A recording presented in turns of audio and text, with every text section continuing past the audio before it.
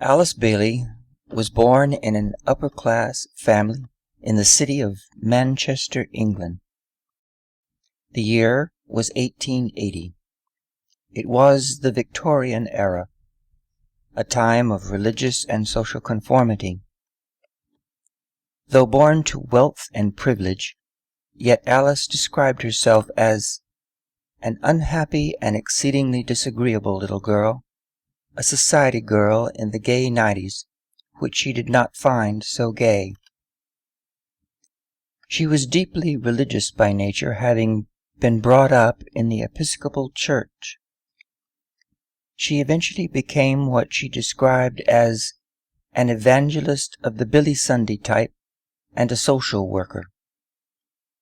Both of her parents died before she was 9 years old, and she was sent to live with her grandparents in Surrey, England, not far from London.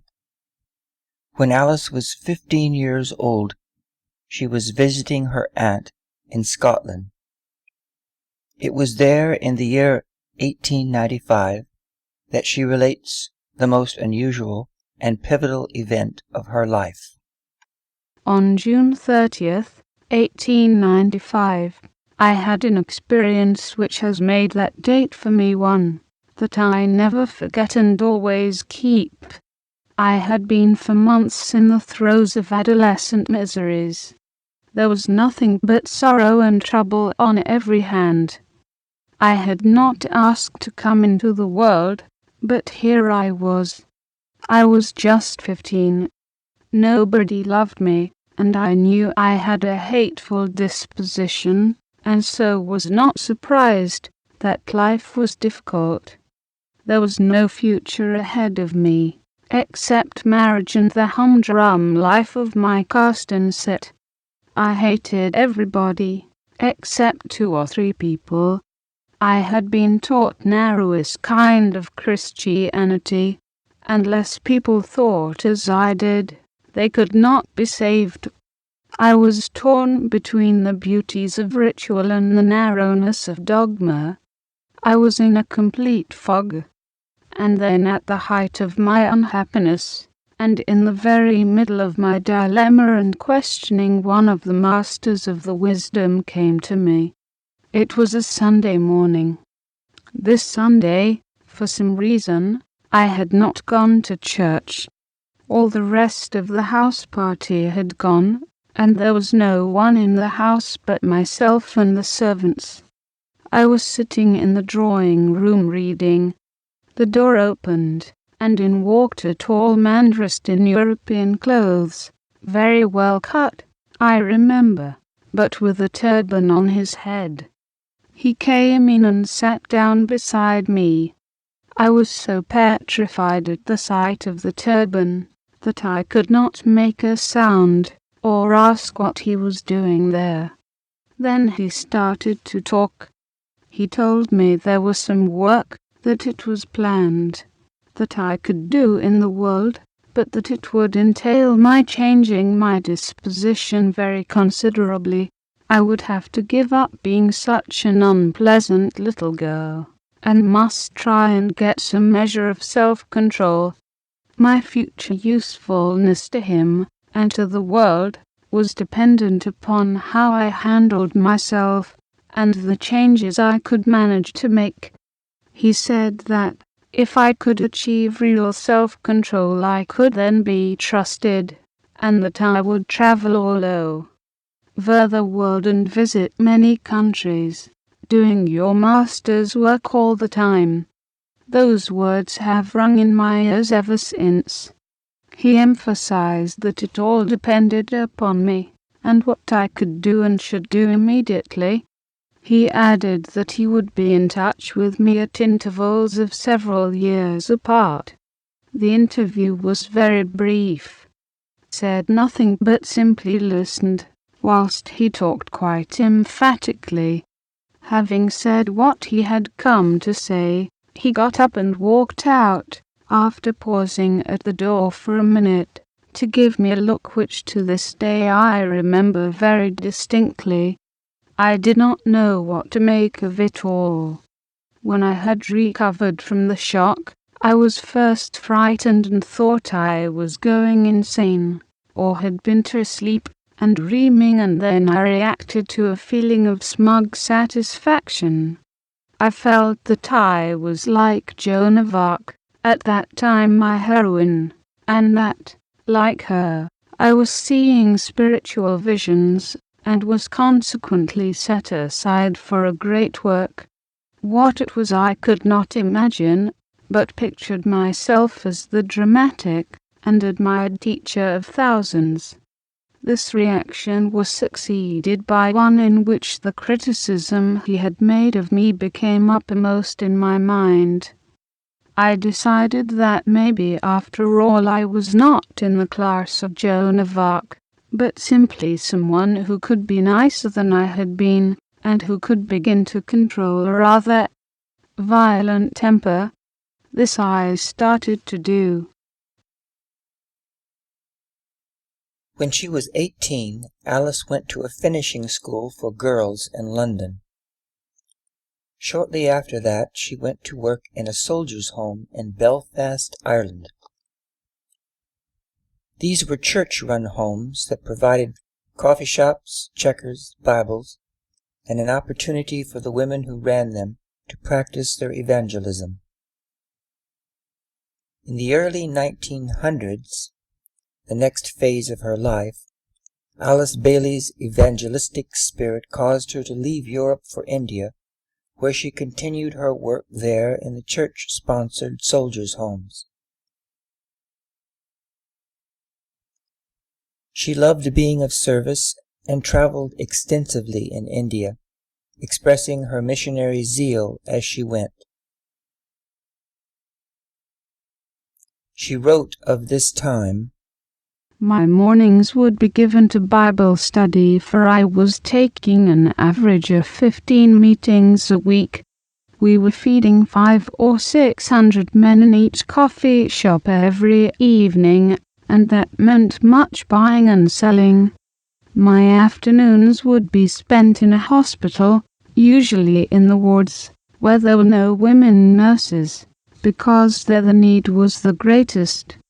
I would go from bungalow to bungalow of these big military hospitals with papers and pamphlets and books, and, alas, loaded up with tracts.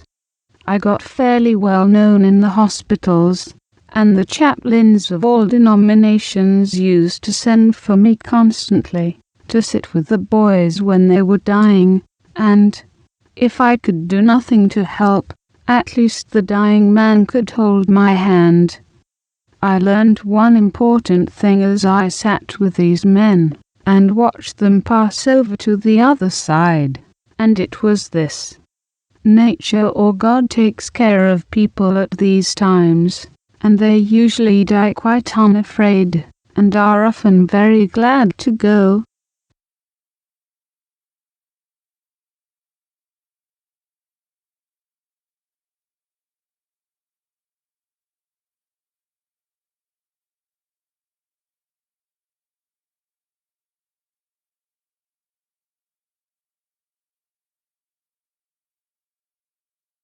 One hot night in Lucknow I could not sleep.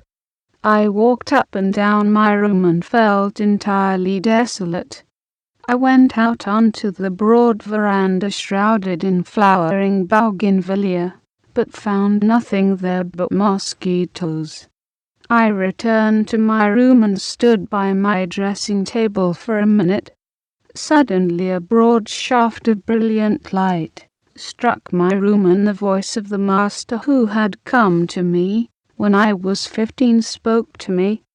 I did not see him this time, but I stood in the middle of the room and listened to what he had to say. He told me not to be unduly troubled, that I had been under observation and was doing what he wanted me to do. He told me that things were planned, and that the life work which he had earlier outlined to me would start, but in a way which I would not recognize. He offered me no solution for any of my problems, and he did not tell me what to do. The masters never do.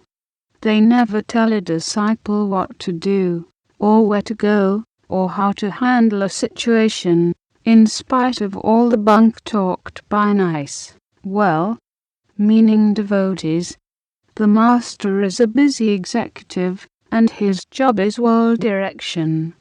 He never runs around talking sweet platitudes to perfectly mediocre people whose influence is nil, and whose power to serve is undeveloped. I mention this because this is one of the things which need debunking, and which has misled a lot of very good people. We learn to be masters by mastering our own problems, by putting right our own mistakes, by lifting some of humanity's burdens, and by forgetting ourselves. The master did not comfort me that night. He offered me no compliments or nice platitudes. He said, in effect, the work must go on. Don't forget. Be prepared to work. Don't be deceived by circumstances.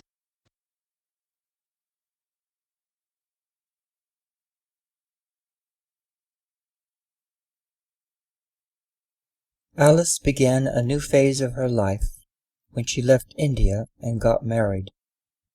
This marriage, which lasted from 1907 to 1915, was an unhappy one that left her with 3 children to raise by herself. She was no longer the lady of wealth and social standing.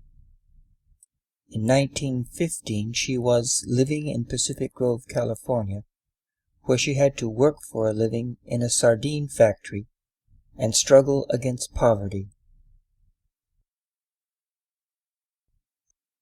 In Pacific Grove, Alice met 2 women who were the personal pupils of H.P. Blavatsky. She went to theosophical meetings there, and under their guidance sought to understand Blavatsky's book, The Secret Doctrine. This study opened the door for Alice's mental awakening and her break with Orthodox religion. In 1917 she moved to Hollywood, California, where the Theosophical headquarters was located. There she continued exploring the metaphysics of Theosophy. Of this move, she wrote, Hollywood was relatively unspoiled in those days. The movie industry was, of course, the major industry, but the town remained at that time quite simple. The main streets were all lined with pepper trees, and there was not the breathlessness, the mad rush, the brittle brilliance and the glare of modern Hollywood today. It was then a gentler and sweeter place. It was during this year, 1918, that I discovered for the first time who it was that had come to see me in Scotland, when I was a girl of 15. I had been admitted into the esoteric section of the Theosophical Society, and was attending their meetings. The first time that I went into the shrine room I saw the customary pictures of the Christ, and the Masters of the Wisdom, as the Theosophists call them. To my surprise there, looking straight at me, was a picture of my visitor. There was no mistake. This was the man who had walked into my aunt's drawing room, and it was not the Master Jesus, it was the Master K.H. Alice was still living in Crotona in 1919, when she was contacted by one of the great teachers that she later came to know as a Master of the Wisdom. It was in November 1919 that I made my first contact with the Tibetan. I had sent the children off to school and thought I would snatch a few minutes to myself, and went out onto the hill close to the house. Sat down and began thinking. and then suddenly I sat startled and attentive. I heard what I thought was a clear note of music which sounded from the sky, through the hill and in me. Then I heard a voice which said, "There are some books which it is desired should be written for the public. You can write them. Will you do so?" Without a moment's notice I said, "Certainly not. I'm not a darn psychic, and I don't want to be drawn into anything like that." I was startled to hear myself speaking out loud. The voice went on to say that wise people did not make snap judgments, that I had a peculiar gift for the higher telepathy, and that what I was being asked to do embodied no aspect of the lower psychism. I replied that I didn't care, that I wasn't interested in any work of a psychic nature at all. The unseen person who was speaking so clearly and directly to me then said that he would give me time for consideration, that he would not take my answer then, and that he would come back in 3 weeks' time exactly to find out what I intended to do.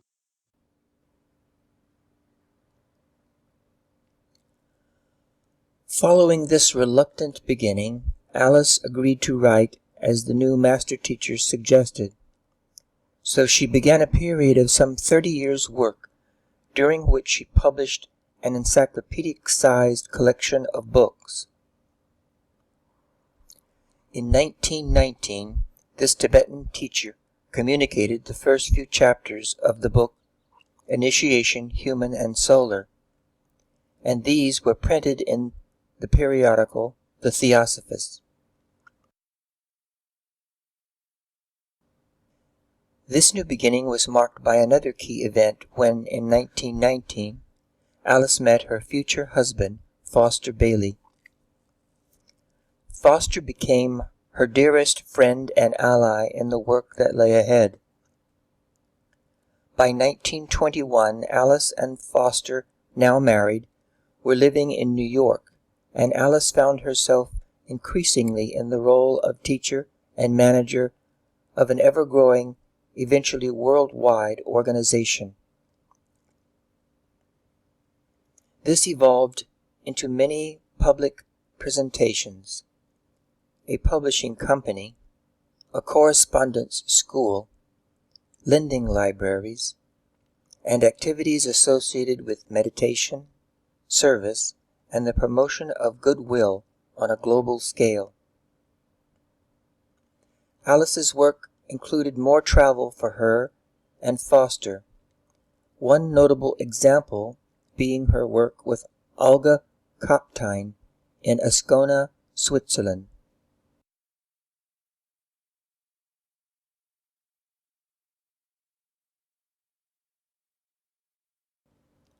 This is Alice in Ascona with some of her co-workers, including Foster and Dr. Roberto Assagioli, founder of the modern school of psychology known as psychosynthesis. This is Alice's collaborator, Olga, at Ascona with Carl Jung. At Ascona, Alice also met Violet Tweeddale, author of The Cosmic Christ. Also present was Alice's friend and collaborator, the Grand Duke Alexander, who was the brother-in-law of the Tsar of Russia. Alexander was the author of the book, The Religion of Love. Alice and the Duke were spiritually very close, and Alice recounts a paranormal experience in which Alexander visited her at the time of his death. Today, Alice's books continue to exert a worldwide influence and have shaped the direction of what has come to be called the New Age. The foundation that she and Foster established, the Lucis Trust, currently operates out of offices in 3 cities: New York, London, and Geneva, Switzerland.